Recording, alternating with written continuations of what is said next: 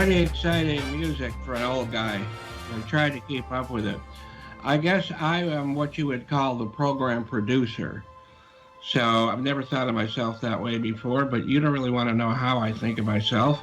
Good afternoon. Welcome to the Educated Retirement Radio here on KMET 1490 AM, where we are going to contemplate, big word for an old man, retirement, how to best prepare for retirement, how to best to stay happily retired. Now, Ron Siegel, the worldwide radio star, will be joining us about the halfway mark, and we're going to be talking about finance, lending, real estate, anything that comes to mind, or unless you have something you want to talk about, send it on in.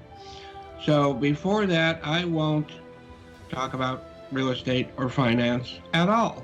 But you are looking at my Dr. Heckham outfit, because I am ready right now to write you a prescription to learn more about the home equity conversion. So you know how to do that, and I'll give it again, the information, in just a minute. But today, we're going to discuss the art of chunky, and we're going to do that while watching John Carpenter's Halloween, with a movie about a teenage werewolf while following Matt Helm explore the Third Reich in the South Pole. So let me tell you about where to get a hold of me and get that prescription filled. drheckham.com, www.drheckham.com. If you want to be a little more formal, www.theeducatedretirementradio.com, or email me, bestloantoday@gmail, bestloantoday@gmail.com. And be sure, when you're on my site, to scroll about halfway down, click onto the YouTube channel where you can see all of these shows. And, I also separate the guest part so you don't have to put up with me. And if there's any little snippets that I think are interesting, I also put them up there. You can also get on a mailing list for videos. So there's a lot there to take a look at. And there's a lot of very professionally written, that means I didn't do it, information about reverse mortgages. I mean, really good stuff. So ask me to look at your situation.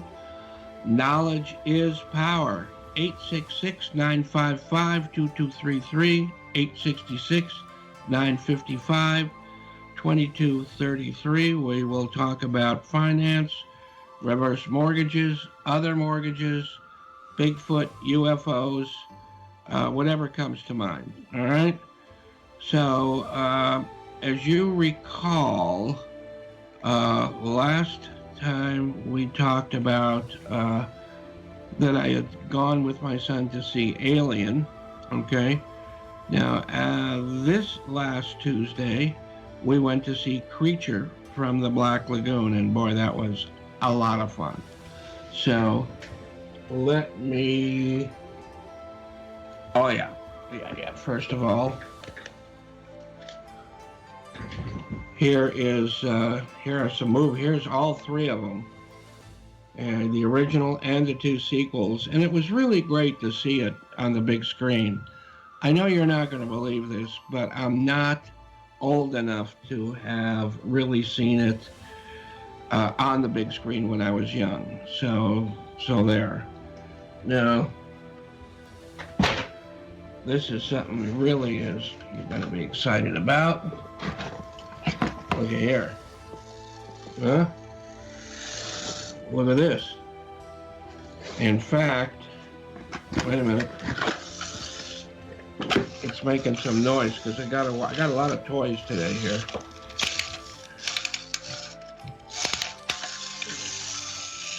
Wait a minute. You're going to want one of these, I think. Look at this. Whoops, it's falling over. Huh? What do you think? Is that cool or what? And look what he's walking on. He's walking on this. One more reminder to call me. So do that. But I'll tell you, it wasn't in 3D because, it was originally put out in 3D. But I don't know anybody that's actually seen it in 3D, but maybe someday on my bucket list. Today is International Artist Day, which honors the contribution of art and artists to our society. Now, my wife is an artist. You probably heard me mention it before. This is one she really likes, not particularly. I mean, I think there's some others I like even more, but this is photography. She calls it photochemical painting, where there's 2 or 3 pictures, all black and white, all with negatives, and counterimposed, and others. Now, I don't want to tell too much. She'll think I'm giving away her secrets. So that's the kind of art. Chunky, the notorious doll. No, it is officially the Notorious Killer Doll Day. I don't have those dolls. I was never a big Chunky guy. Are you, or Chucky? How about you, Sean? Not too much, no. No. Yeah, all right. Well, it's also, and I'm thinking that Ron Siegel may be watching. This is good for both of us. National Greasy Food Day. All right. And you can celebrate greasy food by watching Child's Play, which came out. That was the first Chucky. I keep wanting to say Chunky. I'm not trying to talk about myself. I'm talking about the horror movie. 1988, followed by 6 sequels. So it's also Whit Bissell's birthday today. Now, I'm not talking about a vacuum cleaner, but I think I am talking a little long. Not that I'm long in the tooth, but I think that Sean wants me, our wonderful engineer, wants us to take a break. So we'll do that, and I'll be back soon.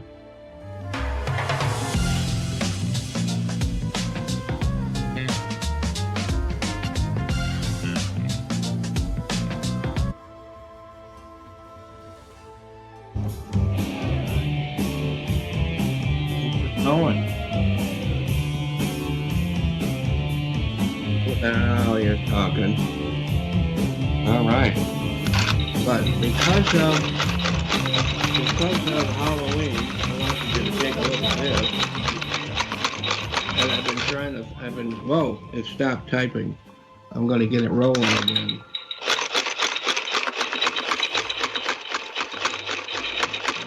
Pretty cool, huh? That's pretty cool. Anyway, that was for Halloween, in case you didn't know. And you know what it was typing out? It was typing this out. Of course, it was typing out what you need to type out. So, with that, Whit Bissell, do you know that name at all, Sean? That doesn't sound familiar. No, who is that? It sounded familiar, but I had to see his picture. And I said, wow, I've seen him hundreds of times. He was in The Time Machine.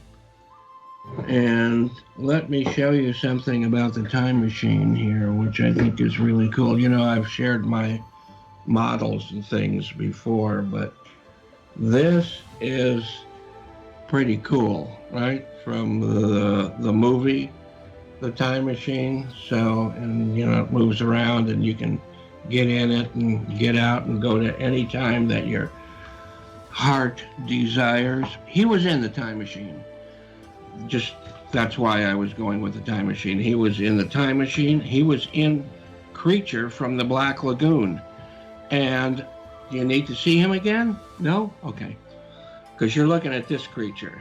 So, again, I said my son and I went in person at Sinopolis, a couple of shots of tequila, and it was really, loved it.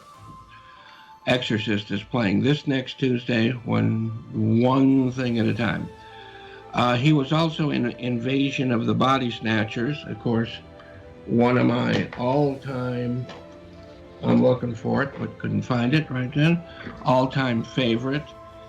And he was in the part where he played like a psychiatrist that the studio added after the rest of the show was done, because it was pretty bleak the way it was, and the studio said that was another Siegel that did that. They wanted a happier ending, so they put a beginning and an end. I think you probably know that part, but Siegel wasn't real happy, but still, it's a great movie. So he was also in I Was a Teenage Werewolf. Me, I'm just a teenage something, a monster on campus. He was on that one also.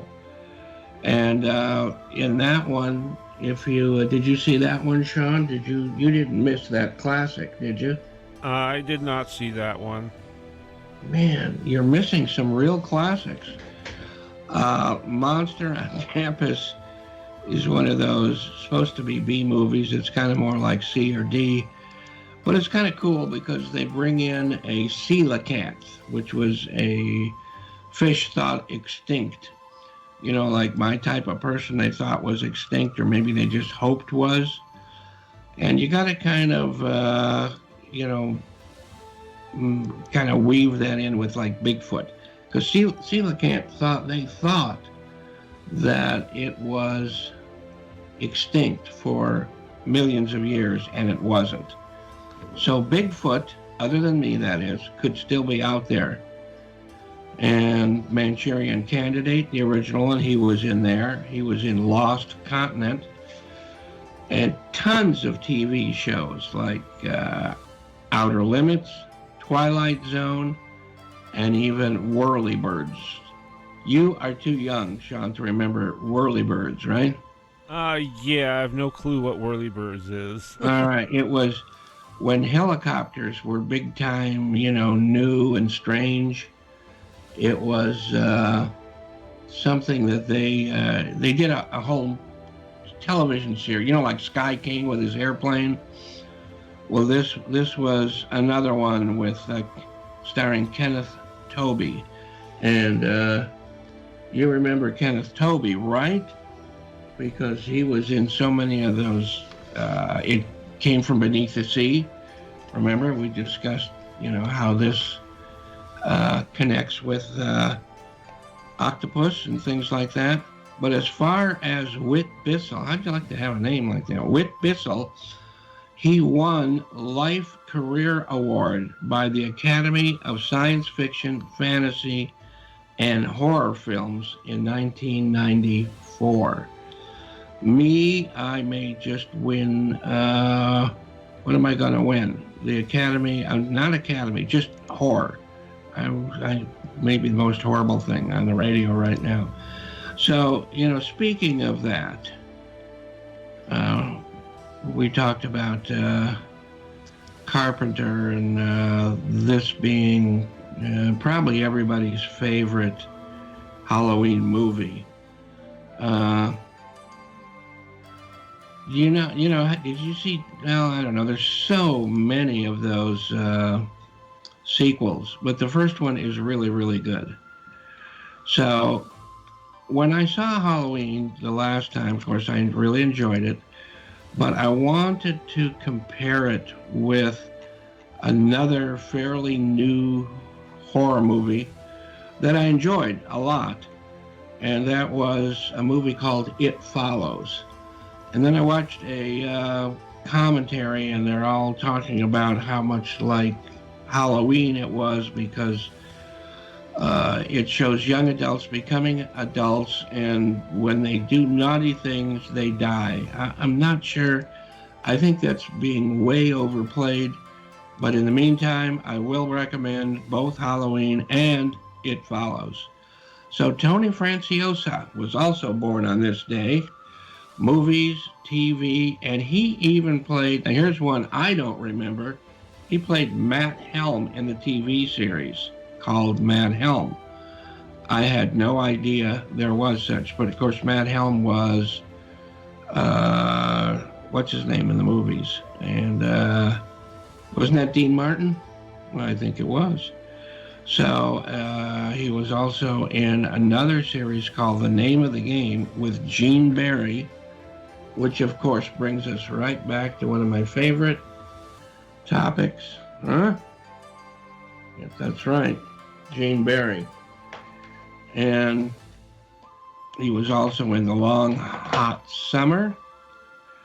And he was in another movie called A Face in the Crowd with Andy Griffith. And I don't know if I want to get off on the side too much, but Andy Griffith was fantastic in that movie. And I know there's a lot of people I will upset if I say I think that the Andy Griffith Show on TV was kind of a waste of his talents. He was very good at that, but he is one of those rare storyteller type person / actors that I think, they just don't come along very often at all. But Tony was also on Fathom with Raquel Welch. And of course, hold on.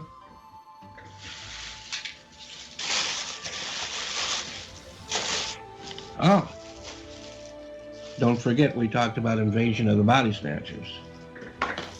And here's Raquel. When my wife got her autograph of Raquel. So there.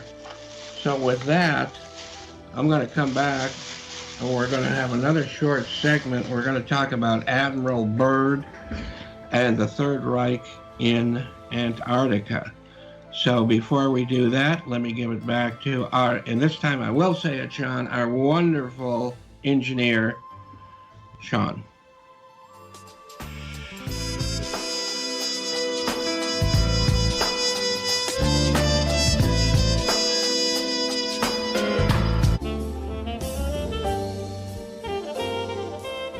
What is that, Sean?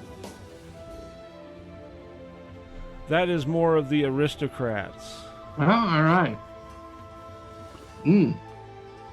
That's some more coffee. I love that. Now, as you can tell, I've been getting off on tangents on science fiction, but we don't know whether this is real science fiction or not. And if our guest from you know what? This guy's been on the show 3 times, Chris Bissonette. But this is for him, so if he's not watching, I'll make sure I send it to him. We were talking about birthdays, and this is also Richard Byrd's birthday. And Richard popped into the world in 1888, and he earned his wings in 1957. Admiral Byrd, for those of us that, know him from there. He was a polar explorer and aviator. And he's claimed to have been the first to head explorations to both the North and the South Pole. The one at the North Pole has been disputed, but, who knows. South Pole, the most famous part of that was when he went back after World War II, which was supposed to be for mapping and surveying, but he took a whole lot of warships with him. And that was called Operation High Jump. And he came back way before it was supposed to be over with a whole bunch of casualties. And the rumor was that the Third Reich had moved their operations to Antarctica, and that what the Admiral Byrd came across were flying saucers and just too much firepower for him. Supposedly it's all in a diary that is locked away, okay? And I can't get at it, but it is pretty, it's fascinating. So I'd like to hear what you guys think of it. Also, there's the, people that believe, just like that one movie, The People That Live Under the Stairs, there are a lot of people that think other people live under the poles or under the earth. So let's come back on top of the earth. So this day in history, speaking of Halloween, this day in history, Halloween actually opened in Kansas City at the AMC Theater. Still everyone's favorite Halloween movie. How about you, Sean? Do you have a favorite Halloween movie or a couple of them? I like the original Halloween. Yeah, yeah, right. Yeah, it's hard for me to get into like Yeah, sequels and I stuff. know. I Unless they're like the really good, originals. But it seems like, used to be nothing but sequels. Now they're getting into remakes. Where's all the original thought? Oh, it's right here on KMET at 1490 radio. But it took Carpenter 2 weeks to write the script. This was the debut of Jamie Lee Curtis, and it was shot in Pasadena and Hollywood in a total of 20 days. So Carpenter wrote the score in 3 days. I do like his music on many of his movies. And I just happened. Definitely another reason that I like the original was a young Jamie Lee Curtis. Yeah, absolutely. I like the young Jay Kaplan too, but I can't find him anymore. But here is another Carpenter film. My wife and I like that one. It was made in the late 80s, I think, but it's very 70s looking with the mustaches and all that. Filmed in LA, but I mean, I really like that one. So, and you remember the mask that our killer wore was a mask of Captain Kirk with the eyes kind of cut around a little bit. So, and speaking of awards, which we were for Whit Bissell a bit ago, a Bissell Award, but in 2006, the film Halloween was selected for preservation in the U.S. National Film Registry by the Library of Congress as being culturally, historically, and aesthetically significant, just like this show is. So we're glad to have the company of the movie Halloween. And also on this day, just for the giggles, the and giggles, Tappan sold the first domestic microwave oven in 1955, and of course it was, it was huge. It was like bigger than me and a lot more expensive than me. It didn't, it took a while, but it happened. So, and the first food tested was popcorn. And anytime I talk about food, it reminds me of Ron Siegel, who will be joining us in just a few minutes. So let's get back to him, and when he's back, we won't be interrupted anymore, and we can talk about what he thinks about housing, the market in general.